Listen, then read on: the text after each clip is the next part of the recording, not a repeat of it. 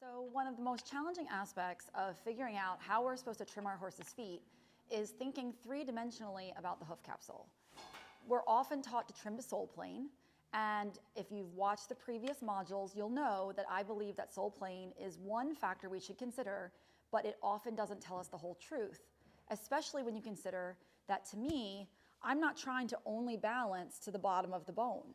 I'm also looking at balancing to all the joints as they stack, and the horse can load its foot and stand on it appropriately and use it. Where are we going? Did you see something behind you? Okay, come back. So we're here to do a lesson on how to assess rotational deformities. And this limb, as an example, this cadaver limb is so interesting to me because, as an example, if I hold this cannon bone perpendicular to the ground, the bottom of the bone is not level at all. On the other hand, if I hold the bottom of the bone level with my hand, which was representing the ground, then look how the cannon bone tips off to the side. So which is level? Is this level or is this level? And of course, we don't know how this was attached to the horse's limb overall and to the body. But what we do know is that the horse needs a level support base. Apparently, he's really enjoying his beamer. So the horse needs a level support base to stand on that he can proprioceptively interact with the ground without risk of tripping, falling, and with the least amount of wear and tear on his soft tissue possible. So let's take a look at this horse. If you're going to stand for me, buddy. Come here. Come back. You're okay. Come here. Come here, come here. Come here, come here. Good man. Okay, good boy. One more. There you go. There you go. Can you shift your butt back over? Good boy. Boop-a-doop. Boop-a-doop. There you go. Good job. Okay. So I've already marked one leg the way we look at it. I've also mapped the bottom of their feet. There you go. And what I want you to notice is that this horse stands very base narrow to begin with, and that he also has worn his breakover off center. So his breakover is not in the middle of his foot. His breakover is to the outside of his foot, more oriented toward the lateral toe pillars. And what I've done is actually marked the facing plane of his bones. All these bones are trapezoids. So, this bone is a trapezoid, obviously would continue up. The long pastern is a trapezoid, meaning it has four sides of some kind of orientation, but not necessarily parallel to each other. Same with the short pastern. And you have your DIP joint, your distal interphalangeal joint, which is your coffin joint, your PIP joint, proximal interphalangeal joint, or your pastern joint, and then your fetlock joint. And all these things stack on top of each other in oppositional ways and create a limb that the horse needs to stand on and be balanced.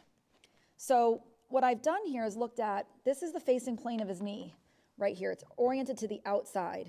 And one trick to remember is that they break over most commonly where their knee faces. So notice that his knee is rotated to the outside, so is his breakover. Then the cannon bone starts rotating this way. And it's actually got a little bit of a spiral to it. So the facing plane of his cannon bone here is not the same as the facing plane of the knee. They're like this to each other. The fetlock then comes in even a little more. And you can feel that because you can actually palpate these joint surfaces. Now, my model doesn't have the proximal sesamoids, which sit on the back, and it doesn't have his navicular bone. But you get the idea of the shape of the bones and what we're feeling here. You can feel these 2 points right here are these two protrusions right here. And I can actually mark those for you. And it tells us the orientational center of the fetlock. So you can feel down here, and one is right here, and one is right here. And that actually tells us where in our fetlock these 2 points are. So on this horse, these bones rotate out from the cannon bone. It rotates this way. On him, look at how that rotates in. Look at where those 2 points are. Look where the facing plane of the knee is, and look where my fingers are. This finger is way more to the back of the knee than this finger is. So this joint is rotating this way. Then when you come down to the pastern, you can actually palpate again the protrusions, and we call these condyles and epicondyles, where these fit together. You can feel these protrusions on the back of the short pastern, and that would be right here and right here. Okay, so this orientation here are these two protrusions on the back of the short pastern. So here are the protrusions on the back of the long pastern, and here are the protrusions on the back of the short pastern. Good boy. Okay, so we can see as the orientational, rotational, this is yaw. This is toe in, toe out kind of stuff. Okay, now then we can trace our lateral cartilage. When we trace our lateral cartilage, what I've done is I've drawn with my Sharpie. You can palpate that on the top of each foot. And when it comes down, you can see where that orients around. And that's going to attach right here on either side of the short pastern. And you can feel these spots. And then there's dips where the transition between the short pastern and the coffin bone are. Right there, your fingers just fall right into them. So look at how this then orients in. So the knee is out. This starts, the cannon bone starts rotating in. The fetlock rotates in even more. The pastern is fairly straight to the fetlock. Okay, this is oriented very similarly. But then the foot actually rotates in even more.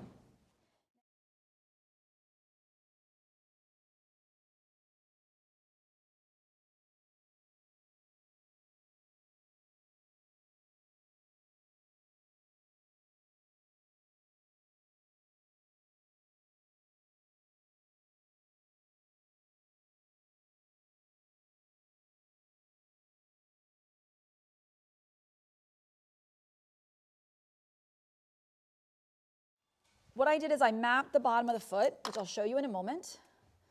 And what you'll see is that I drew my center line on this foot. And I'm going to transfer that center line up onto the wall. Now, I don't know where that's going, but let's just see how that looks when I put his foot down. Okay, so if you look at where the orientation of the lateral cartilage is, tells us the orientation of the DIP joint, and we bring that down like pillars, okay? Is that in the center of his foot? The center of his foot is over here. You see that? And then this line is back over here where the knee is. So he's actually got a twist in his coffin bone as well. He lands fairly flat, so his problem is not roll this way. His problem is rotational yaw and where he wears his breakover. So I'm going to look to gather that foot, but I'm also going to exaggerate the breakover in this quarter because this toe pillar area, this toe quarter, because that's where he needs it to be based on his knee. The only reason this is shorter is not because I trimmed him wrong, it's because he got long and he wore this part because of where his breakover is. He didn't wear this part as much. So yes, I need to bring this in, but the worst thing I could do would be to leave this side too long because that's what he needs out of his way. And I'll show you if I can just pick up his foot very slowly, stay on the ground there and focus on his foot, Kimmy. If I pick up his foot very slowly because he's a really good boy, you'll see that he breaks over right where that line is and right where the worn spot is. Okay, and that's because of where his knee faces. That he doesn't break over this side at all, right, when he's just lifting his foot going straight. And you know, horses predominantly walk in straight lines on their own. Okay, another way that you can confirm the rotational aspect of your foot, because again, we don't want to just look at one area, we want to confirm this multiple ways, is looking at the center line of our map in relation to the center line of the cannon bone. So if you take a straight edge like a rasp and you place it right along the center line of the foot, look at how that rasp is not in line with his cannon bone. The cannon bone is here, and that's exactly where he breaks over. Okay, so if I line that up with the line of his cannon bone, that's the middle of his breakover. See that here? Where he actually then, he toes in, right? Is what he actually does. So yaw is toe in. So that's a great way to confirm what you're thinking. And then I like to really watch how they pick their foot up off the ground slowly. Where is the last point of contact when the horse picks up his foot? I can feel it right there, that his lateral toe pillar is the last thing right there. Can you see it? It's the last thing to touch the ground. He's so good. Okay? As it comes down, that lateral toe pillar, even though it's worn shorter right now, it still is functionally in his way.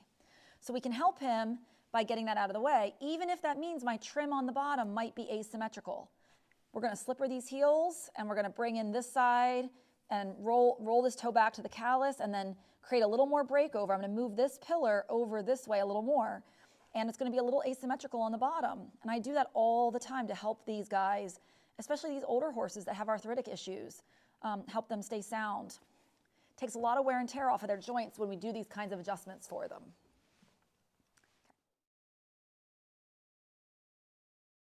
Okay, so I've mapped this foot, and I'm going to start by uncurling my heels because I really want to see the architecture in the back of my foot a little more specifically. Okay, and you can see, look how that wall was rolling over, and there was pocketing going on, and there's chalk in the seed of corn. So that's how these horses get heel abscesses. So it's one of the ways. So I like to clean that out, and I'm not going to get his heels completely straight because they're already so curled, but I can at least get them straighter and address these bacteria traps like that.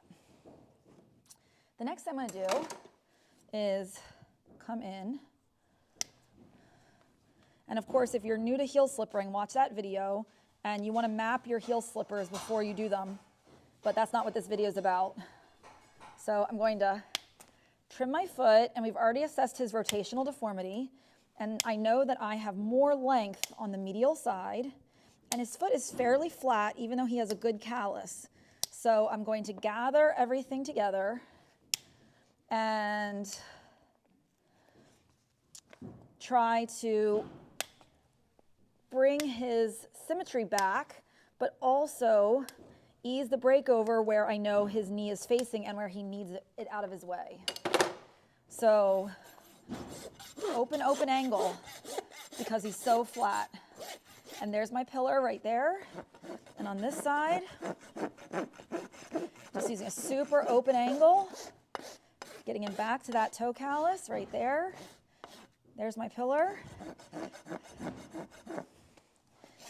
I don't mind if his quarters are scooped in an effort to get these flares in. So now I'm going to ease this breakover over here. And remember, this is the whole pillar right here, so you can use any part of that toe pillar. Even if I'm leaving a little bit of junk there to help keep him comfortable, that's that part of my trim. And then I'm just going to finish my heel slippers. We don't want scoops, we want flat edges.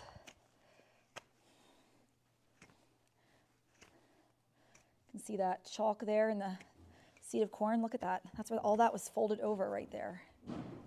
Sorry if my hand got in the way there. And right here, that's all a bacteria trap. All right, and now take the rasp and just finish smoothing that out like that.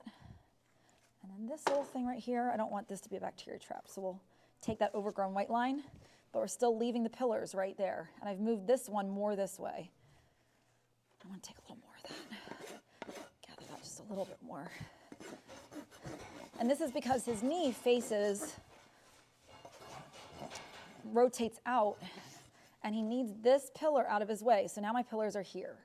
So it's a little, can you get right straight on that, Kimmy? It's a little asymmetric where I've left his pillars. And it seems like it's not a very big deal, but it actually makes a huge difference. Okay, so come look at it from the front. I haven't addressed flare yet, but I want you to see how symmetrical his foot is, even though I rolled the lateral toe pillar even more. Hi, good boy.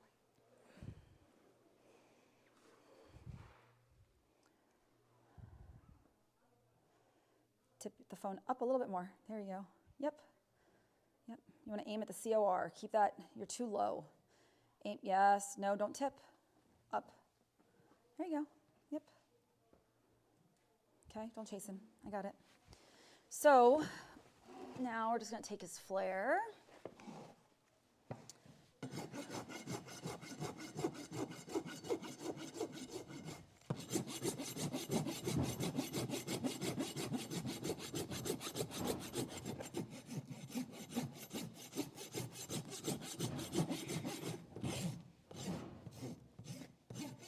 He's got the bulge and the dip in the quarter, so we know this is a low foot.